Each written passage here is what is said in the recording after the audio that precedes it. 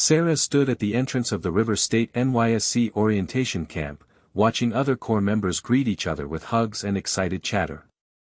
No one approached her as she stood alone with her bags. Taking a deep breath, she picked up her luggage and began walking toward the registration center. As she walked, an uncomfortable silence fell over the area. Other Corps members stopped their conversations and stared at her. Sarah felt their eyes following her every move. "Who brought an elephant to camp?" a lady named Belinda said loudly enough for everyone to hear. The group around her burst into laughter. "Can she even carry herself during parades?" another lady named Tina added with a smirk. "Look at how she's sweating like a Christmas goat," a third lady, Precious, chimed in. Sarah heard everything they said but kept walking. She knew coming to this camp wouldn't be easy, but she was determined to endure whatever came her way. "It's just for 3 weeks," she whispered to herself as comfort. Little did she know this was only the beginning of what would become the worst 21 days of her life. After completing her registration, Sarah was assigned to room 7, which she would share with 4 other ladies. She entered the room and spotted an empty bunk bed in the corner. As she approached it, a voice called out from behind her. "You can't stay there. That bunk is for my friend." Sarah turned around to find Tina, one of the ladies who had mocked her earlier. "But this bunk isn't dressed and looks completely empty," Sarah pointed out. "She's coming soon." "I already claimed the space for her," Tina insisted. "Claimed the space?" Sarah wondered. "Isn't bunk allocation supposed to be first come, first served?" Looking around, she noticed all the bottom bunks had been taken. Just then, Belinda and Precious entered the room. "Who do we have here?" Belinda asked with fake surprise. "Well, it seems the fat pig is our roommate," Tina replied, and all 3 burst into cruel laughter. With no other options, Sarah walked to the only available space, a top bunk. As she attempted to climb the ladder to make her bed, she missed a step and fell to the ground with a thud. Instead of helping her, Belinda and her friends pointed and laughed. "What you need, my dear, is a weight loss camp, not this NYSC orientation camp," Belinda said mockingly. Tears swelling in her eyes, Sarah got up and spread her bedsheet on the bare floor instead. She lay down, exhausted from the long journey and the emotional toll of the day. 30 minutes later, another young lady walked into the room. "Hey, why are you sleeping on the floor?" she asked gently, waking Sarah. "All the bottom bunks are taken." "I fell while climbing to the top bunk, so I decided to sleep on the floor," Sarah explained. "Oh dear, I completely understand. Don't worry, you can take my bottom bunk." "I'll take the top one," the lady offered kindly. Sarah couldn't believe what she was hearing. This was the first nice gesture she'd experienced since arriving at camp. "Thank you," she said gratefully. "I'm Sarah."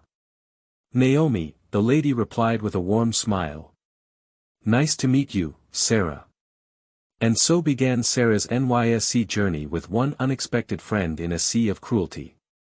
The following days proved to be just as difficult for Sarah. Every morning, the Corps members gathered on the parade ground for physical drills. The exercises were demanding for everyone, but especially challenging for Sarah. During the first running exercise, she struggled to keep pace with the others. "Look at her, she's about to break the ground," Belinda shouted from behind. When Sarah eventually tripped and fell during a drill, most of the Corps members laughed instead of helping her up. The platoon leader had to stop the entire exercise to check if she was all right. The torment continued in the camp cafeteria. While other female Corps members received attention from male Corps members who asked them on camp dates, Sarah sat alone. "Nobody wants to be seen with the elephant," Belinda remarked loudly as she passed Sarah's table. One evening, during the camp's social night, Sarah sat in the back row watching others perform. A group of Corps members performed a skit that seemed suspiciously similar to Sarah's situation. They had a character dressed in padded clothing waddling around the stage while others laughed. Sarah felt her heart sink as she realized they were mocking her. Tears streamed down her face. Naomi found her sitting alone. They think they're so clever, Naomi said, sitting beside her. But they just revealed how small-minded they are. Sometimes I wonder why I even came here, Sarah confessed. I could have skipped camp with a medical exemption. And miss meeting me? Naomi joked. Besides, you're stronger than all of them combined. Not physically, but where it matters. In here. She pointed to her heart. Sarah smiled through her tears. Thank you for being my friend, Naomi. Don't thank me for being decent, Naomi replied. That should be the minimum expectation. As the days passed, Belinda, Tina, and Precious continued their campaign of cruelty. Week 2 brought team activities where core members were divided into groups for competitions. Predictably, no one wanted Sarah on their team. We can't have her slowing us down, one male core member said openly. Fine. She's on my team, the platoon leader decided. During the obstacle course, Sarah struggled with climbing over walls and crawling under nets, but she persevered. When it came to the puzzle-solving portion, however, she surprised everyone with her quick thinking, helping her team solve the complex riddle before any other group. Her teammates looked at her with newfound respect. It was a small victory that Sarah cherished. Later that evening, as Sarah sat on her bunk reviewing the camp manual, Belinda approached her. Lucky guess with that puzzle, she sneered.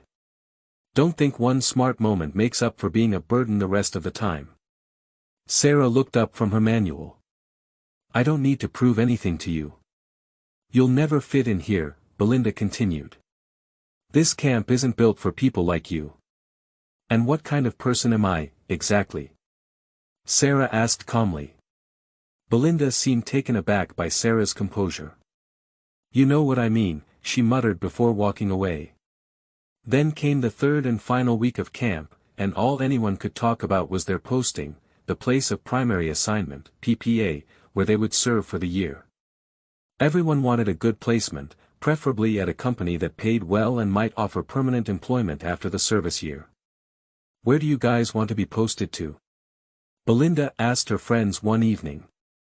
Any well-paying PPA, Tina replied. Preferably an oil company, she added dreamily. Oh, I didn't tell you guys. My dad works at a big oil company here in River State, Belinda said casually. My father is a director at Core Petroleum Ltd., she continued. Core Petroleum Ltd.? Precious exclaimed. That's like the biggest oil company in the country.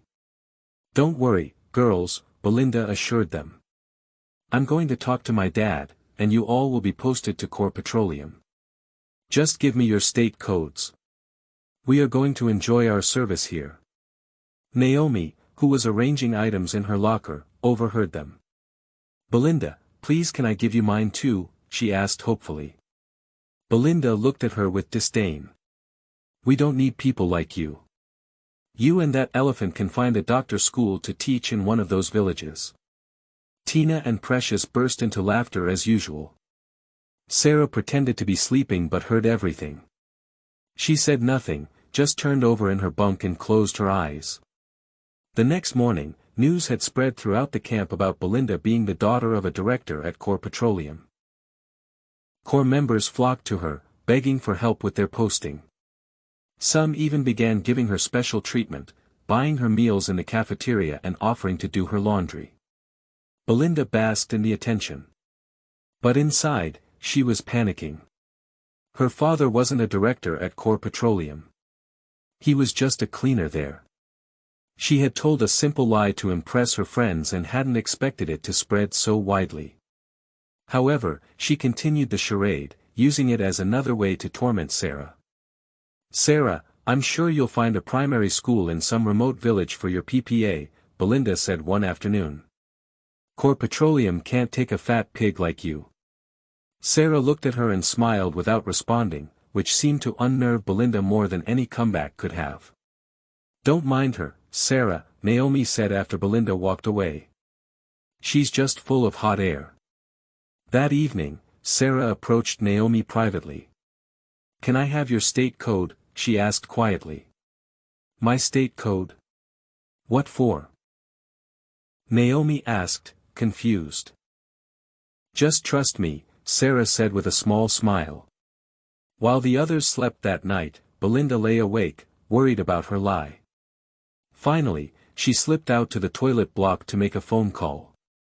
"Hello, Papa. It's Belinda," she whispered. "Belinda, my daughter, I'm still begging the supervisors to help me with your posting." "And you sent too many, I'm trying my best here," her father replied, sounding exhausted. "Do everything you can and don't embarrass me," Belinda hissed. "If this doesn't work out, just forget you have a daughter called Belinda." With that, she ended the call. Back at the maintenance quarters of Core Petroleum Ltd., Mr. Daniel sighed heavily. Tomorrow, he would plead with more officers, but for now, he needed to finish mopping the executive floor and rest before his early morning shift. Finally, the last day of camp arrived, and the posting letters were distributed. Belinda, Tina, and Precious jumped with joy when they saw they had all been posted to Core Petroleum Ltd. "I told you guys. My father is the boss there," Belinda boasted loudly. Naomi walked over to Sarah with an excited expression. "Sarah, I can't believe this, I got posted to Core Petroleum. What about you?" Sarah just smiled mysteriously. "Nowhere exciting." "I'm happy for you, Naomi." The next morning, the 4 core members, Belinda, Tina, Precious, and Naomi, arrived at the impressive headquarters of Core Petroleum Ltd. "Welcome, core members," the receptionist greeted them professionally. "The CEO's daughter will be here shortly to address you all. She's your team head and also a core member like yourselves." "I can't wait to meet her," Belinda said, beaming with confidence. "I told you guys, we're going to enjoy our service here." The receptionist led them into a sleek conference room down the hall. The 4 women sat nervously. After a few minutes, the receptionist returned. "Ladies, please join me in welcoming Miss Sarah Daniel, the only daughter of Donna Daniel, the CEO of Core Petroleum Ltd., she announced formally. The 4 women thought they had misheard, until Sarah walked in, dressed in a perfectly pressed white shirt and black trousers, carrying herself with confidence and grace. Belinda, Tina, and Precious stared in shock. Even Naomi couldn't hide her surprise. Sarah, the same Sarah they had bullied and mocked at camp, was the CEO's daughter. Sarah took a seat at the head of the conference table. "Well, ladies, shall we begin?" she asked calmly. Before anyone could respond, the door opened again, and a man in a cleaner uniform walked in. "Miss Daniel, I came to thank you and your father for agreeing to take in my daughter," Daniel the cleaner said with gratitude, pointing at Belinda. "Belinda, your father is just a cleaner here?" Precious exclaimed in disbelief. Belinda couldn't answer as tears began rolling down her cheeks. Her lie had been exposed in the most humiliating way possible. Sarah looked at each of them, her expression not one of triumph but of quiet dignity. "Mr. Daniel is one of our most dedicated cleaners," Sarah said kindly. "And Belinda, we're glad to have you join our organization, all of you, in fact." Then Sarah continued, "Let me explain your responsibilities during your service year. We believe in giving everyone a fair chance to prove themselves, regardless of first impressions." She emphasized those last words while looking directly at Belinda, Tina, and Precious. Later that day, as the other core members left for lunch, Sarah asked Naomi to stay behind. "You knew all along, didn't you?" Naomi asked. "That's why you wanted my state code?" Sarah nodded. "My father asked if I had any friends from camp I wanted to." Mary nodded. "My father asked if I had any friends from camp I wanted to recommend. I didn't hesitate to give him your name." Linda was speechless for a moment, then her eyes filled with tears. "You saved me from sleeping on the floor that first night," Mary continued gently. "When everyone else saw someone to mock, you saw a person who needed kindness. I never forgot that." Linda smiled and shook her head in disbelief. You could have said something earlier. About who you are. I didn't want anyone treating me differently, Mary said. Besides, I needed to know who would see me for me, not for my name. Linda took Mary's hand and squeezed it. Thank you. For everything. Mary looked at her watch. Come on, let's go to lunch. I want to introduce you properly to the team. As they walked toward the executive dining area, Linda glanced back at the conference room where Janet still sat, head down, trying to compose herself. Mary noticed. She'll be okay, Mary said softly. This place has a way of humbling people, but also giving them room to grow. Meanwhile, in the corner of the cafeteria, Janet sat with her untouched food, her friend's queen and gift unusually silent beside her. No more boasting. No more laughter. Just three young women, face to face with their own choices and their consequences. When Mary and Linda entered the room, a hush fell. Mary nodded politely at the others, then walked confidently to the reserved section, where some of the department heads were seated. As Mary began introducing Linda to her father's executives, a soft knock came at the door. Janet stood there, her eyes red but steady. Miss Isle, she began, struggling for words. I just wanted to say I'm sorry. For everything. Mary looked at her for a moment, then gestured for her to come in. You don't need to call me Miss Isle. Just Mary is fine, she said. And thank you for the apology. Janet hesitated. I know I don't deserve to be here. But I promise I'll work hard. I won't take this for granted. Mary gave a small nod. Then let's leave the past in camp and move forward. This is a place for growth. Make the most of it. As Janet walked back out, visibly relieved, Linda looked at Mary with admiration. You're the kind of leader people remember, she said. Mary shrugged with a half-smile. I just believe in second chances. After all, someone once gave me mine. The following weeks at DE Oil and Gas marked the beginning of a new chapter, not just for Mary, but for all the core members who had arrived with assumptions, pride, or pain. And as Mary led meetings, reviewed reports, and mentored her fellow core members, she never forgot the lesson camp had taught her. True strength isn't in appearance or popularity, it's in quiet resilience, in kindness offered when no one's watching, and in the power to forgive when you have every reason not to.